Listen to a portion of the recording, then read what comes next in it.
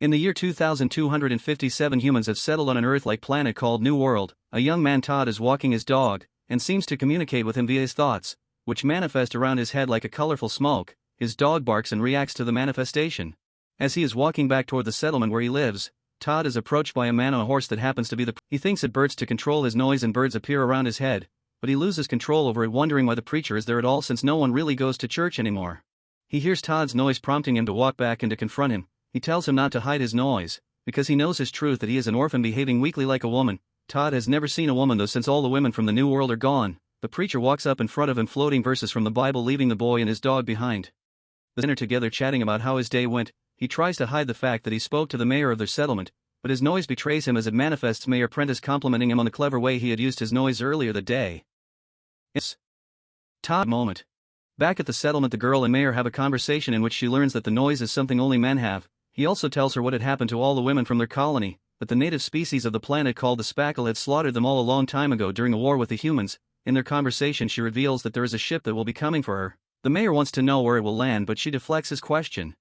He leaves her alone with his son, who instantly starts shuffling through her bag and finds an unusual tool. It turns out to be a weapon that he activates by mistake, almost killing them both in the process. She uses that as a distraction and escapes again. Todd goes back home and finds the girl hiding in the barn again. He tries to hide it from his stepdads, but they see right through him even without his noise. They decide to tell him how he can protect her so she doesn't fall into the mayor's hands. Then one of his stepfathers reveals that there is another settlement on the planet and that he needs to take her there for her safety.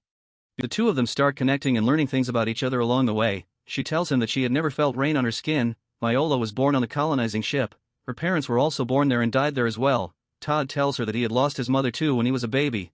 On their way to Far Branch, they see one of the native spackle. Todd fights it and not to kill it, and they realize that the creature seems just as afraid of them as they are of it. When Todd and Viola arrive at the settlement, they are met with a lot of anger and hostility. When the people find out that he is from Princeton, Todd quickly learns that everything he had always known about New World is a lie. The most important thing he finds out there is that not all of the women are dead. In fact, he learns the truth of his own settlement, that it was the men who killed all the women. That was how his mother died as well. Far Branch is populated by both men and women with small children, and a woman leading the settlement is its mayor. Viola is saddened to learn that there is no modern technology at Far Branch and that she doesn't have a way to contact her ship from there. However, the Far Branch mayor tells her that there is another place where she can find a transmitter to send her message. During their stay at the Far Branch settlement, the bond between Todd and Viola grows as she reads passages of his mother's journal to him. When he hears how his mother explains the situation in Princeton before the women were slaughtered, his hate for Mayor Prentice grows. The speckle are not mentioned again.